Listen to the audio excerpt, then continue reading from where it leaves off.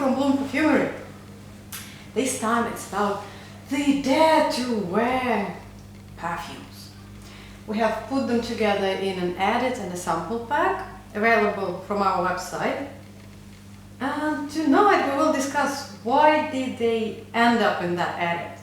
And some of them are not just dare to wear, some of them, one in particular, is now a dare to smell. When people hear the description and the list of notes, they opt out of smelling it. So, it's a nice bunch of 10 perfumes. And some of them are not disgusting, but too much of a good thing is still too much and could be challenging to some customers. So not all of them smell of corpses, crypts, abandoned mansions and orgies. Some of them are quite nice, but too far in the realm of nice. Let's begin. So, when you're discussing Dare to Wear, you can't really miss Sécrétion Magnifique. That will be forever in the history of perfume making as the scent which made people aware that perfume can be conceptually scary. It's scarier in a description that it really smells of. But again, when you mention the notes, sperm, milk, sweat, adrenaline, saliva, tears, and when people smell it, like, oh. But essentially, the story is made with quite tame materials, just turned in such a way that it becomes really bracing. So there's sandalwood, there is some modern molecules which smell sharp and strange. Then, the one I mentioned earlier, the Dare to Smell one, Sombre, recent launch from a perfume house from Thailand. It's inspired by a movie which is 80% dark, so you can't even see what's going on, you can only imagine. And it's a story about a pimp and his ward traveling through the night. And if you read the notes, champagne, not bad, rose, fig, mushroom, and then it gets weirder, wackier and more bizarre. Mud, pus, nocturnal animals activity accord, vomit, rotten sweat and mold. And this is where people say, you know what, I don't want to smell it, thank you. How does it smell? I smelled it, I had it on my skin. It's more of a conceptual experiment rather than a perfume. It has a molecule called butyric acid, which sort of occurs in bodies which went into the semi-liquid state, so and they're about to blow up. So we find this a bit challenging and extremely unpleasant. It's all the shades of strange things we usually try to avoid.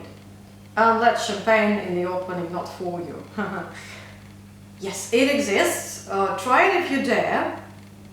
And I think we're the only place in Europe where you can. It's part of the sample pack as well. Next release, which happened this year, Squid.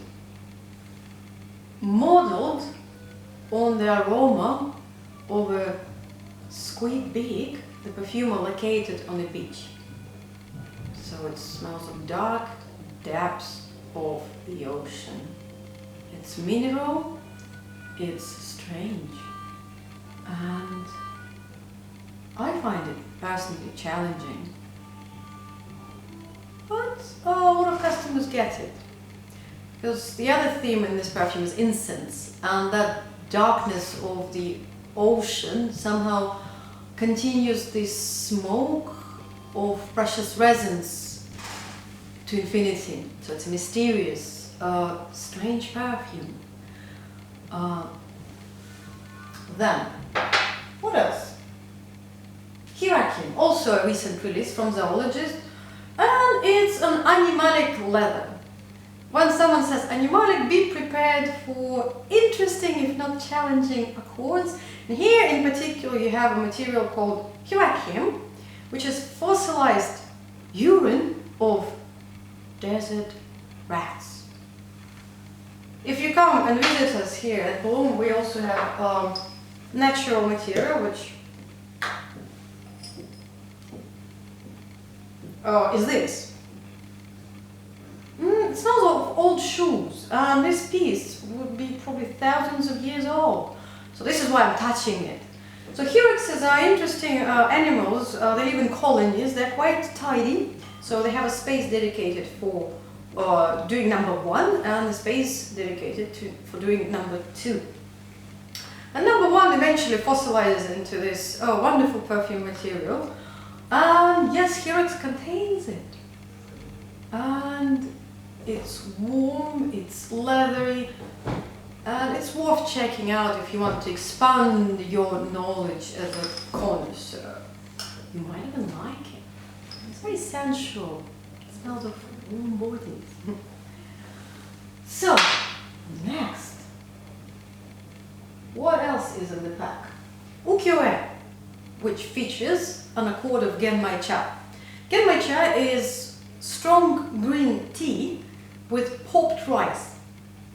And it smells bitter, it smells burnt, it smells smoky. And when you make this a theme, or the theme of a perfume, it's very unusual. It's very bizarre. Why would someone want to smell bitter and burnt? But every now and then you have the customer who just falls in love with the dry, minimalist character of this perfume. But usually when tea lovers, if anyone who is in love with the tea note watches this video, skip this one. It's more about unconventional, rare combinations. Now, Vietnamese. Vietnamese has been with us for about 5 years, and it will probably travel through every Dare to Wear pack for eternity. Why? It's very smoky. There's a lot of gunpowder going on. Vietnamese, the motto of East India Company. And if you translate it from Latin, it means by force in arms. So it's all about history of the East India Company. Force, gunpowder. This is how they were acquiring their domains. And also it features notes which correspond to the goods the company was ferrying around the world. Tea, precious woods like sandalwood, opium, yes, it's there, it's an accord. It's not like perfume is distilled natural opium, real opium. What else? Gunpowder I mentioned. And also it evokes the atmosphere of a hearth, treated with tar and loaded with spices, precious woods and all the other goods. It's beautiful, but it's so different from what we are used in the mainstream happening now. And in winter, it just warms you up in such a nice way. Next one. Also to do with winter. Orlando. Orlando is one of the spiciest perfumes I've ever tried, and believe me, I tried thousands of them. There's so much ginger here that it's probably the most ginger perfume out there. And it's part of the story. Orlando, Virginia Woolf, the story begins in the Elizabethan times, the Christmas of 1612, correct me if I'm wrong, when River Thames froze and they had pavilions and markets there, and merchants would be showing off their goods like spices, citruses, candied citruses. So that's all in the beginning. But if you think of it, Tudor times, Elizabethan times, how were they dealing with hygiene? Well, sewage I think was not invented yet. So London, apart from fragrant commodities merchants brought, was smelling of let's say, open sewage or people just throwing whatever they didn't need out of the windows. And somehow it's present here. So it's a darkly spicy, quite an exciting perfume, but again, too much to a lot of people. Or too naturalistic. Next one. Nuit de Bakelite. A beautiful tuberose, but they used natural tuberose. Most tuberoses you smell off the counter of luxury houses actually tamed, treated tuberoses, which have been smoothed. They have been beautified. Natural tuberose oil smells of nail polish. It smells like plastic. And Naomi Gutser in this perfume decided to highlight it and make it the main theme. And also bakelite, this black plastic. So it opens with an intense white floral, then it goes green, and then that greenness becomes black in its bitterness. Also, it's one of the most diffusive fragrances I've met. When someone sprays it on the shop floor here, whether I want it or not, I can smell it downstairs. My theory, it's because of the tropical flower, Cara Carunde. Tropical flowers, they bloom in very hot, humid, aggressive environments, so their scents are designed to last and travel to great distances. So this is also there to wear. Too green, too bitter, too strange, too tuberose. Now these two are nice, but one of them is actually too nice. Musk Maori, if you're looking for a chocolate scent, this will be the destination, the final stop in all the chocolate scents. I don't know how perfumer did it, but you feel like you are floating in a tub of hot chocolate when you wear it. Has its own audience. Some people feel really comforted when they wear a scent like this. And perfumer tried to lift the heavy cocoa aroma with a lot of white musk and bergamot, but still, a lot of people, when they smell it, they say nice, but why would I smell like a brownie? I think a lot of people around you would enjoy you smelling like a brownie. But yes, this is there to wear too. So we're exploring the concept of challenging scents fully. They don't have to be ugly, sometimes they're too nice. And this is where we finish this edit. Rose de Taille. One of the most rare roses in perfumery. Grows in Saudi Arabia, in the Taif area.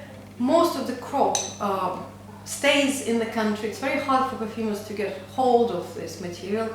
And Rose de Taille, once you've smelled it, you will remember it forever. It has very unique kind of diffusiveness. It asks you to come close and enjoy it. It's very seductive. And it would be a dare to wear for gentlemen who grew up here in Europe. Because Middle East men are not staying away from flowers, not at all. This is a way to show off. This is a way to smell nice. But here, somehow, flowers are the ladies' domain.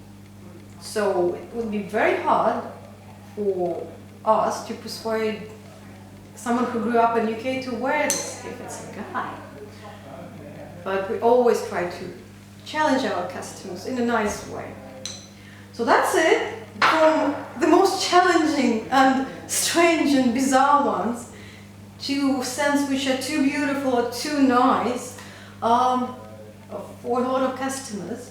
So this is available as a pack online. There's a link below the video. And there's an edit where you can sort of read in detail about each one of them and why they ended up in this edit. And of course you can try them here.